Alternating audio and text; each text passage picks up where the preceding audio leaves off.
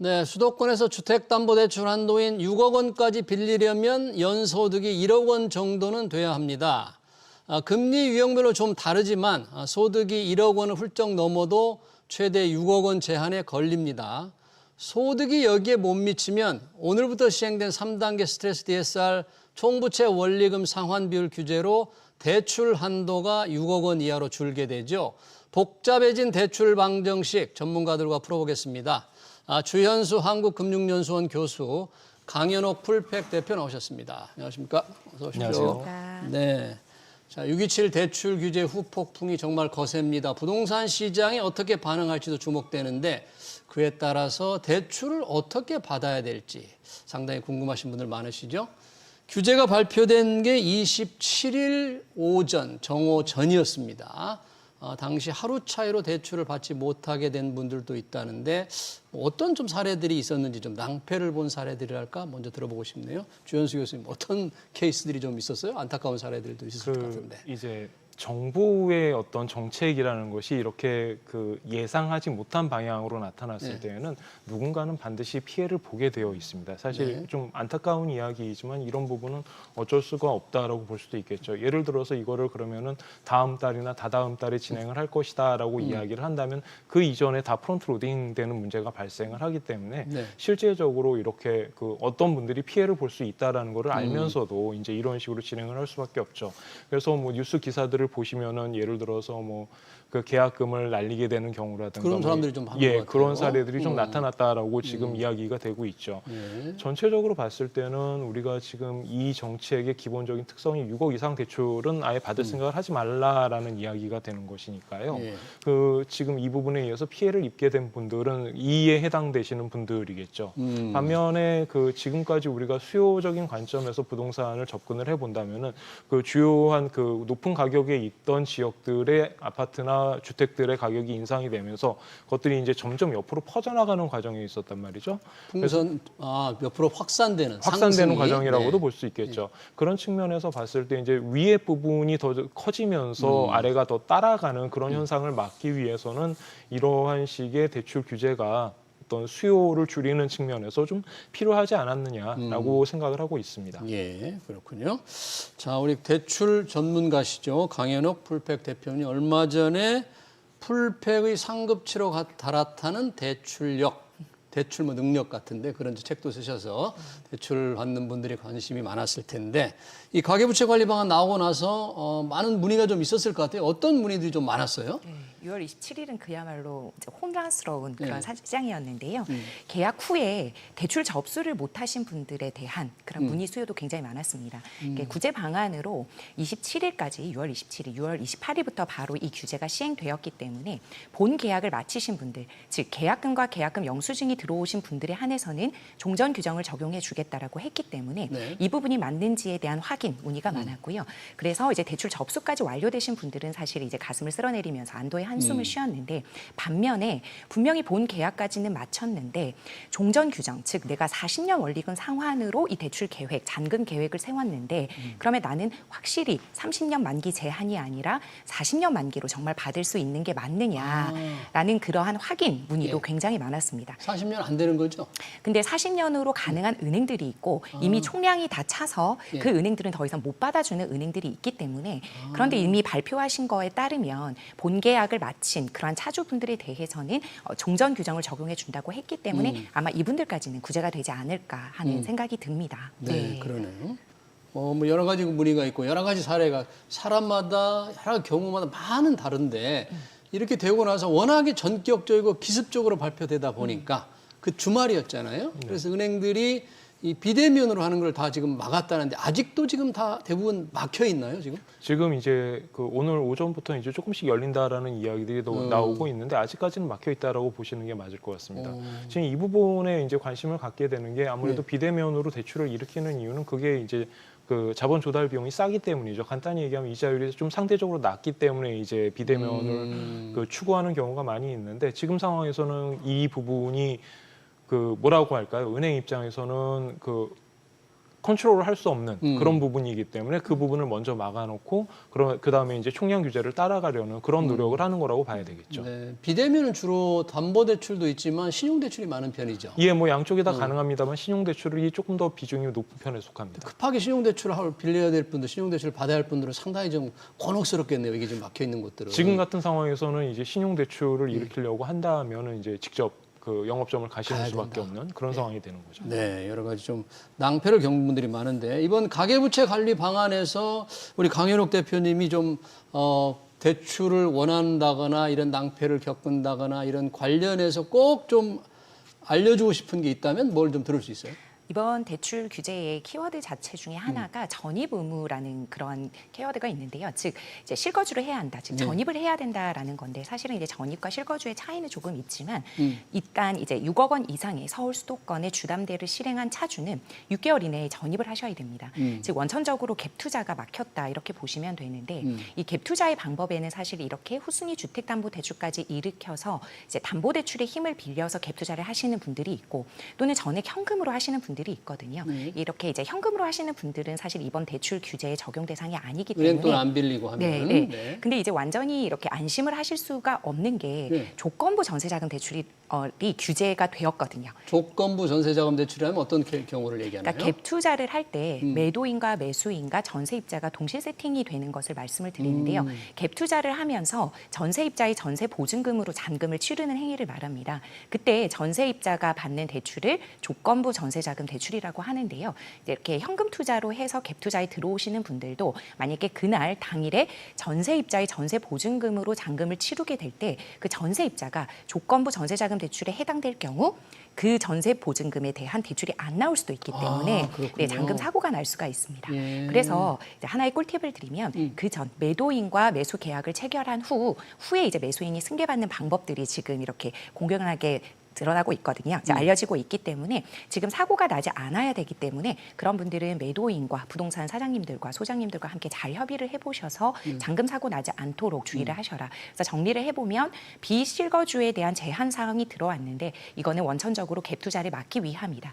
그런데 주택담보대출에 대한 전입 의무가 강화된 것뿐만 아니라 현금으로 인해서 갭 투자하시려는 분들도 전세입자가 전세자금 대출을 받아야 해서 조건부 전세자금 대출을 실행해야 하는 경우는 제한 사항 과 주의사항이 있다. 이렇게 정리하시면 되겠습니다. 조건부 전세자금, 그 세입자의 보증금으로 잔금을 치르를 할 경우 좀 주의해서 해야 된다. 여러 가지 주의할 게 많고 세부적인 실행사항도 많아서 금융위원회도 그 계속 사안일 때마다 좀 설명을 계속 한다고 하니까 좀 지켜봐야 될 것 같습니다. 뭐 지금 6억 원 대출 규제만이 아니죠. 7월 1일부터 시행되는 게 바로 예고가 계속 됐습니다만 3단계 스트레스 DSR입니다. 저희 방송에도 몇 차례 얘기를 했는데 이 대출 한도가 이제 뭐 한 3천만 원 전후 소득별로 다르지만 어느 정도 줄게 되죠, 이게? 지금 그 2차 스트레스 DSR 때와 비교를 해보면은 약 3천만 원에서 5천만 원 정도까지 차이가 날 겁니다. 대략적으로 3%에서 5% 정도라고 생각을 하시면 되는데요. 그 각각의 금리 유형에 따라 다를 수 있고 예를 들어서 혼합형을 한다라든지 아니면 변동형으로 했을 때는 상대적으로 그 여파가 클 수가 있고요. 고정형으로 한다라고 한다면 해당 사항에서 이제 벗어나기 때문에 그런 부분에 대해서 고민을 안 하셔도 되겠죠. 다만 이제 한국에서 주택담보대출을 일으킬 때 고정의 비율이 상대적으로 낮다라는 점을 감안을 한다면 실제적으로 변동형으로 대출을 받고 싶다라고 했을 때는 이 부분에 대해서 반드시 확인을 해보셔야 될 것 같습니다. 변동형이 더 많이 줄게 되나요? 예, 그렇게 됩니다. 변동형이. 근데 대부분 많은 분들이 변동형 대출금리로 받는 거죠? 한국에서는 변동형이 훨씬 더 많이 나타나고 있죠. 네.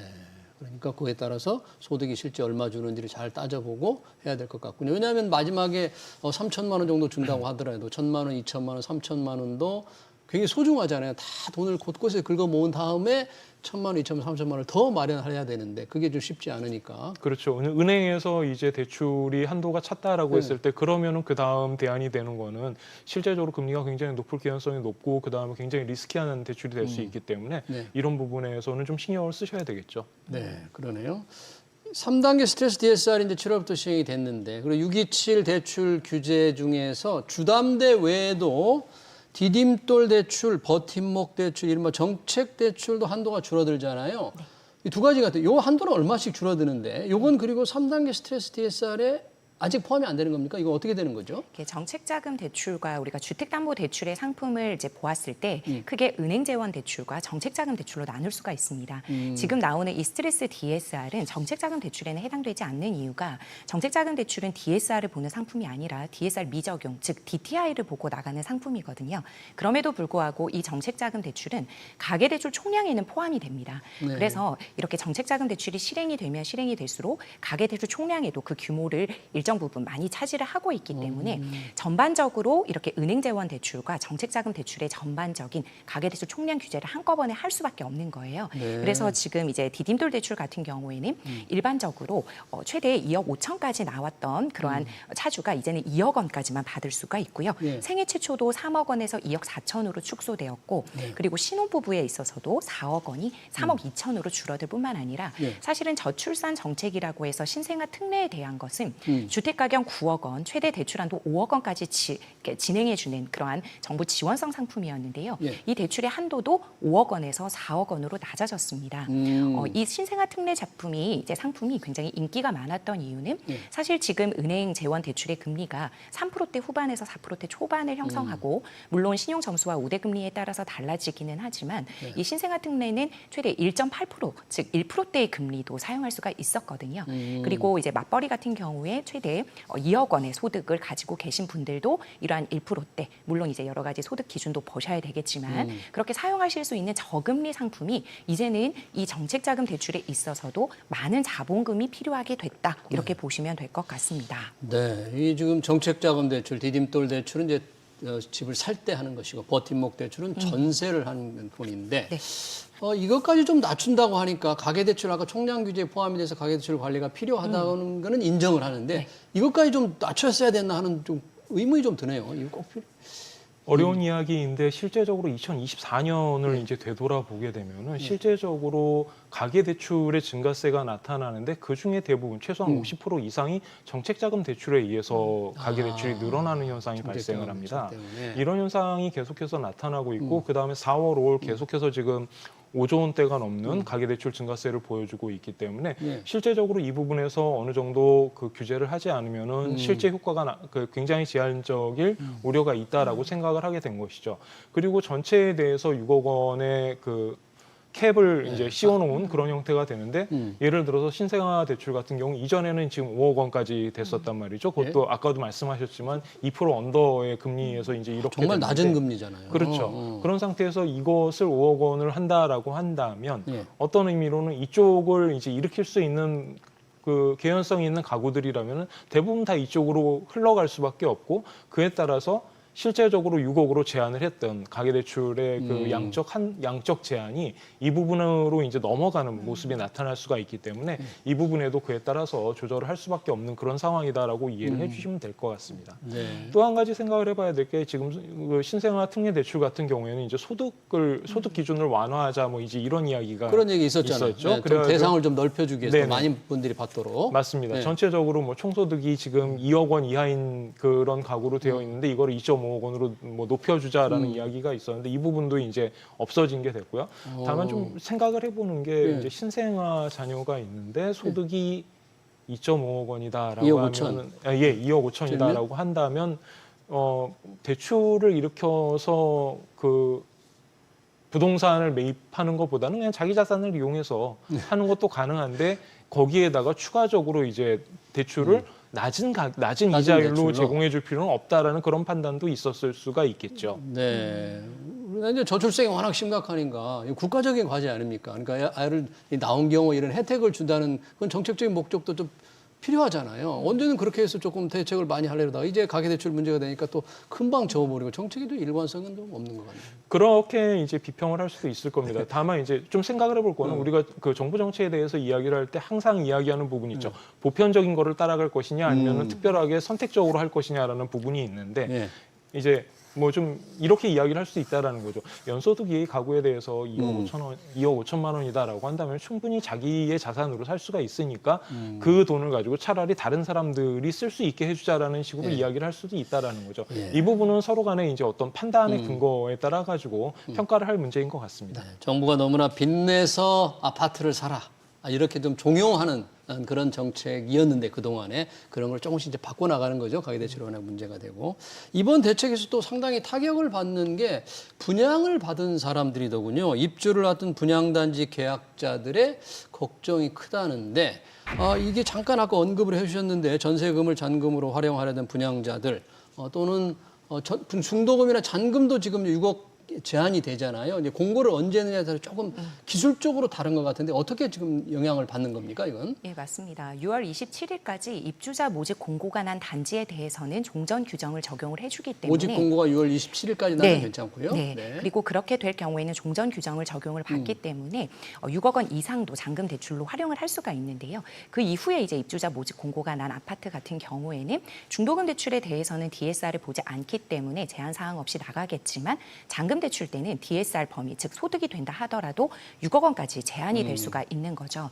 그래서 아까도 말씀하신 대로 사실은 더 많은 차주분들에게 금융적인 혜택을 주기 위해서 사실 6억 원 한도에 대한 그런 부분이 논의가 될 수도 있었지만 반대로 생각하면 이렇게 6억 원 이상으로 받을 수 있었던 연소득 1억 원 이상의 이러한 고소득 차주분들에게는 역차별이 아닐까 이런 생각이 듭니다.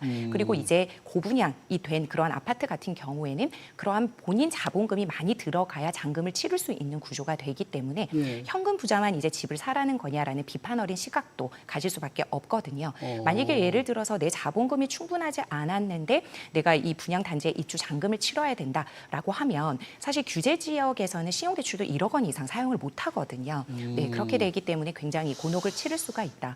그러면 우리가 잔금을 치르는 방법 중에 또 하나가 이 전세금으로 이제 잔금을 치르는 방법이 있는데 말씀드린 대로 이렇게 될 경우에는 조건부 전세자금 대출에 해당될 수 있기 때문에 전세금으로 이제 잔금을 치르는 것도 굉장히 어려워졌습니다.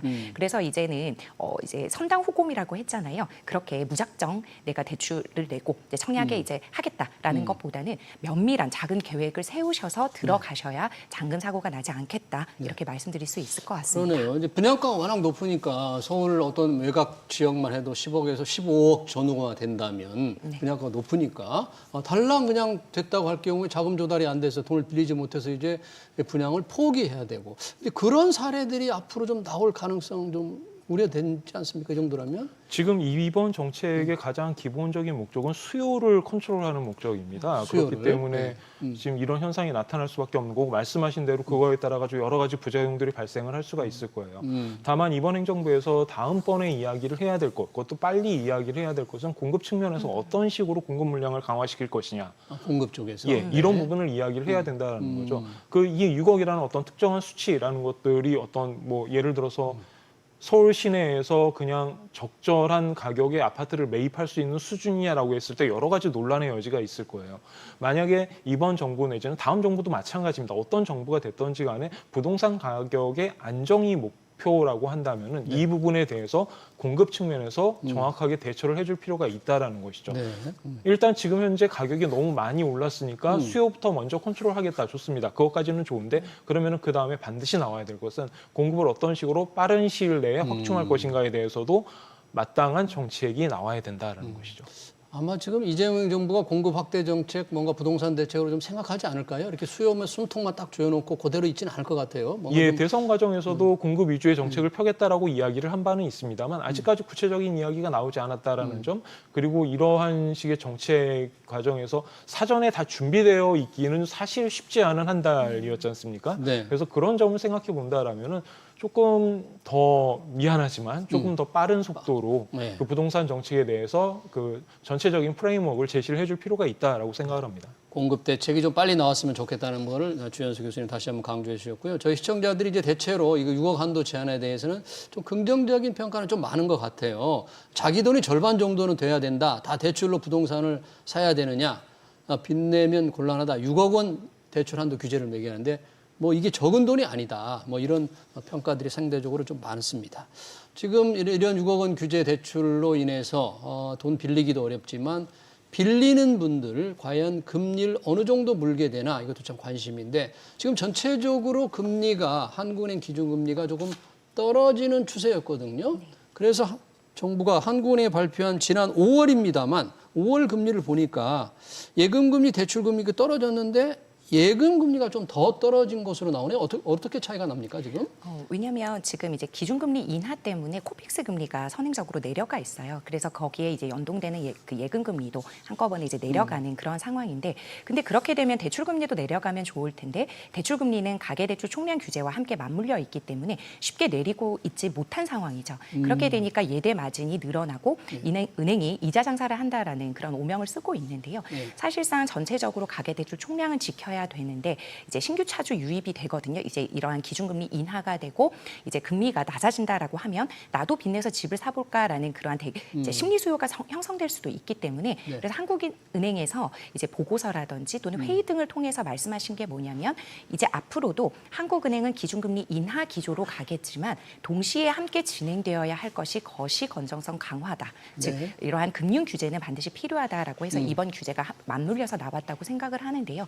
이렇게 변동형 금리에 대해서는 앞으로도 낮아지는 금리 형태가 되겠지만 지금 아까 말씀하신 대로 우리나라는 변동형 차주가 많았는데 지금은 이제 대출 한도 때문에 변동형보다는 고정형, 즉 혼합형이나 이러한 주기형 상품의 수요가 많거든요. 그래서 이제 상반기까지는 이러한 주기형 상품이 금리적인 메리트도 있었기 때문에 많은 수가 고정금리 차주로 많이 변모가 됐습니다. 그래서 그런 분들은 사실 변동금리에 대한 기준금리 인하에 그런 체감을 많이 못하실 수도 있는데 다른 기타 뭐 신용대출이라든지 이러한 변동형 상품을 쓰고 있는 분들은 이제 기준금리 인하에 대한 체감을 하게 됩니다. 즉 주택담보대출에 있어서는 고정형의 상품에 대해서는 이러한 금리 인하의 기조를 가져갈 수는 없겠지만 나머지 비주택이라든지 신용대출, 기타 대출에 있어서 변동형 상품을 쓰는 그러한 차주분들은 이러한 기준금리 인하 기조를 가져갈 수는 있으나 그러나 대출 총량 규제에 있기 때문에 우리가 원하는 만큼 쏙쏙 내려올 수 있을지는 지켜보셔야 될 것 같습니다. 네, 원하는 만큼 내려오기는커녕 지금 은행 가계대출 억젠다고 하니까 일부 은행인데 이 전반적인 시중금리 인하 속에서도 대출 금리를 올린다고 합니다. 지금 가계대출 규제 때문에. 근데 예금 금리는 더 많이 떨어뜨리고 그동안 대출 금리를 조금밖에 안 떨어뜨리는데 이제 다시 올린다 그러면 이게 지금 어떻게 되는 건지 내려야 되는 거 아니에요? 왜 올리는 거죠, 이렇게? 지금 이 부분이 이제 한국은행이 가지고 있는 딜레마라고 얘기를 할 수가 있죠. 일단 구체적인 수치를 좀 보면서 말씀을 드리면 예금금리 같은 경우에는 4월에 2.71%였는데 이게 2.63%로 5월에 들어가면서 약 8bp 정도 감소가 됐어요. 0.08%. 네네. 네. 근데 대출 금리 같은 경우에는 4.19에서 4.17로 떨어지면서 2bp 떨어졌단 말이죠. 0.02%. 그러니까 대출 금리도 뭐 떨어지기는 했는데 예금 금리가 떨어지는 것만큼은 안 떨어지니까. 예금 금리가 대출 금리 떨어진 것보다 4배나 더 떨어졌네. 그렇죠. 이것만 보면. 이걸로 따지면 이제 예대 금리 차가 계속해서 올라가는 모습을 보여주게 된다라는 거죠. 예대 금리 차가 지금 154bp 정도 됩니다. 대략적으로 평균적으로 본다라고 하면 150에서 170 정도 가 되기 때문에 평균 수준이라고 얘기를 할 수는 있습니다만 문제는 우리가 봤던 2024년 그 중순 때 110bp 레벨과 비교를 해보면 상당히 많이 올라와 있는 수준이라는 거죠. 그러네요. 그러면 왜 이런 현상이 발생을 했을까라고 얘기를 했을 때 가장 먼저 그 매를 맞기 좋은 때는 은행이라고 얘기를 할 수 있는데 은행 입장에서는 억울하죠. 왜냐하면 24년 8월 이후부터 계속해서 총량 규제에 대한 이야기가 있어왔고 아마 작년 말 기억하시겠지만 작년 말 같은 경우에는 5대 은행 같은 경우에는 거의 대출을 아예 막았었죠. 금리가 어떻게 되든 난 모르겠고 일단 막으라니까 막겠습니다라고 얘기를 했었단 말이에요. 그런 상황에서 그게 어떤 식으로든 풀릴 수밖에 없는 상황이었고 연초가 되면서 이제 총량 규제가 1년 단위로 움직이니까 다시 풀려서 여기에서 대출을 다시 일으키기 시작했는데 그 결과로 인해서 대출 급격하게 늘어나니까 다시 한번 이렇게 아예 대놓고 6억 원 한도를 만들어버리는 그런 총량 규제가 나타났다라는 거죠. 문제는 총량 규제는 그 양에 대한 규제란 말입니다. 그러면은 우리가 보통 가격 메커니즘에 의해 가지고 대출이 결정이 돼야 되는데 그 가격 메커니즘은 작용을 안 하는 형태가 된다라는 거죠. 그러면은 그렇게 작용을 안 하는 형태에서 대출 금리를 떨어뜨려도 되느냐라고 생각을 해보면 그래도 그거는 안 된다라는 겁니다. 그러니까 왜 그러냐면 왜곡이 생긴다기 때문에. 당장 지금 대출 금리를 올렸어요, 연말에. 대출 규제 조치 발표된 이후에 즉각적으로 은행들이 우리은행도 올렸고. 예, 맞습니다. 대출 가상 금리를 올리기 시작하죠. 신한은행도 올렸고 이렇게 바로 올리면 이런 식으로 되어야 그 다른 사람들 즉 이 6억 원의 한도에 있지 않은 다른 대출에 대해서도 영향을 받을 수밖에 없는 부분이고 그렇게 돼야지 실제적으로 이 정책이 의도하는 바 가계대출의 그 증가세를 줄여나가겠다라는 그 목적에 부합할 수가 있게 되는 것이죠. 그렇군요. 한국은행 입장에서 여기에서 한 가지만 더 말씀드리면은 지금 한 가지 고민해야 될 문제가 한국은행이 계속해서 금리를 인하할 수 있는 상황이냐라는 것입니다. 한국은행 기준금리 예. 내리기가 쉽지 않을 거다 이렇게 보시네요. 한국은행의 입장은 크게 두 가지로 나눌 수가 있어요. 첫 번째는 그 거시경제 환경이 좋지 않기 때문에 금리를 낮춰야 된다. 두 번째 부동산 시장, 그다음에 대출의 이슈, 가계대출이 규모가 너무 크기 때문에 여기에서 올려야 된다. 네. 한국은행이 거시경제의 안전성에 대해서 이야기를 하는 거는 납득할 수가 있는데 거시경제의 둔화에 따라 가지고 대응해 가지고 금리를 낮춘다라는 거는 좀 생각해 봐야 될 문제라는 거죠. 알겠습니다. 좀 네. 극단적으로 얘기를 해보면 우리가 미국에 대해서 얘기를 할 때 트럼프 행정부가 지금 계속해서 주장을 하고 있는 게 지금 같은 상황에서 금리 낮춰도 돼 그리고서는 페드를 굉장히 압박을 하고 있죠. 근데 한국에서는 듀얼 맨데이트도 아닌데 네. 한국은행 총재가 경제가 안 좋으니까 금리를 내릴게요라고 이야기를 하는 것에 대해서 좀 다시 한번 생각해 봐야 될 필요가 있다라는 거죠. 알겠습니다. 가계대출 강화 차원에서 계속 금리만 한국은행 기준금리를 낮추기도 좀 쉽지 않을 수 있다는 걸 이제 시사하는 그런 걸로 좀 정리를 하겠고요. 이 강력한 대출 규제로 돈을 빌려야 할 분들 여러 가지 방법을 찾고 싶어도 대책이 마땅치 않을 것 같은데 대출 전문가로서 강현욱 대표님 어떻게 해야 될까요? 좀 뭐 다른 무슨 수단이나 방법이 있습니까? 이런 규제를 뚫고 간다 그럴까? 아니면 다른 대안이 좀 있어요? 그러니까 지금 이제 나온 규제로 인해서 굉장히 이제 직격탄을 맞으시는 분들, 고소득 같은 분들 같은 경우에는 이제 다운사이징해서 입지를 낮춘다든지 내 집 마련의 시기를 미룬다든지 또는 전월세 시장에 한 번 더 머무른다라든지 그런 자신의 포지션을 좀 정확하게 정하셔야 될 것 같습니다. 지금 이제 많이 오버슈팅 되어 있던 강남 부분에 제가 무리하게 또는 이제 또 다른 편법적인 방법으로 인해서 대출을 일으켜서 다시 들어가는 거에 대해서는 지양을 하셨으면 좋겠고요. 분명히 이렇게 이제 고소득자 또는 이제 고가격이 형성되어 있는 곳에서는 조정장이 이제 시작이 되면서 조정 매물이 나올 수도 있거든요. 네. 그러면 그럴 때 나에게 기회가 있을 때를 한번 보시고 잡으시는 것도 나쁘지 않을 것 같고 지금은 이렇게 대출이 막혔다고 해서 조급하게 서두를 필요는 없다. 그리고 전월세 시장에 머무를 때도 사실은 전세자금 대출 받기도 지금 좀 어려워졌거든요. 그래서 소득 확인이 분명히 되셔야 되고 기존의 유주택자 같은 경우에는 SGI 같은 경우 그 전세자금 대출의 비중이 60%가 넘으면 DSR 40% 이내로 들어와야 되는 DSR 규제도 들어왔기 때문에 전월세 시장에 한 번 더 내가 포지션을 가지고 가겠다라고 하시는 분들은 소득 체크, DSR 체크도 한번 같이 가보셔야 되겠다. 네, 이렇게 말씀드릴 수 있을 것 같습니다. 다급한 분들이 찾을 수 있는 편법적인 방법이라는 말씀 해주셨는데 뭐 그런 편법적인 방법이 있을 수가 있을까요? 너무 목이 마르면 나올 수도 있겠지만 권장해드리진 않습니다. 네, 그러니까 금리가 뭐 엄청 높다든지 또는 사금융을 연결하는 거라든지 이런 건 좀 주의해야 되겠죠. 아무래도 그런 방법이 있을 수 있으니까. 짧게 한번 마지막 질문을 주현수 교수님께 드리고 싶은데 우리가 이렇게 대출 규제에서 집을 못 사는데 외국인들은 대출 규제를 받지 않아서 집을 살 수 있다, 쇼핑을 한다는 건데 이건 실제 이런 일이 좀 많이 일어나고 있습니까? 전혀 없지는 않은 정도이고 이제 정책 당국 입장에서도 계속해서 이 부분에 대해서 지금 확인을 하고 있고 통계를 만들어 나가는 과정입니다. 예를 들어서 우리나라의 지금 소유 현황 중에 외국인이 차지하는 비중이 약 0.28% 정도 됩니다. 이게 그 작은 숫자처럼 보이겠지만 23년 1월을 기준으로 보면 이게 0.245%였단 말이죠. 그러면은 대략적으로 8bp, 4bp 정도가 증가한 셈이니까 그렇게 이 작은 숫자냐라고 물어본다면 이 부분에 대해서는 좀 생각할 여지가 있고 그다음에 그중에서 그 국적별로 보면은 중국계가 차지하는 비율이 42%, 그다음에 미국계가 차지하는 비율이 34%로 이 두 국가에서 나오는 비율이 약 75%, 4분의 3 이상을 차지하고 있어요. 그래서 이런 점들에 대해서 이야기를 하는데 문제는 이거죠. 외국인들이 한국에서 부동산을 살 때 한국에서 자금을 이제 끌어온다라고 한다면 그 DSR이라든지 각각의 규제가 다 공통적으로 적용이 되겠으나 자국에서 자금을 가져오는 경우는 그렇지 않다라는 얘기가 그걸 이제 막을 나온 방법은 거고 없는 거죠? 그거를 사실 막기에는 현실적으로 파악하기도 쉽지가 않은 상태니까요.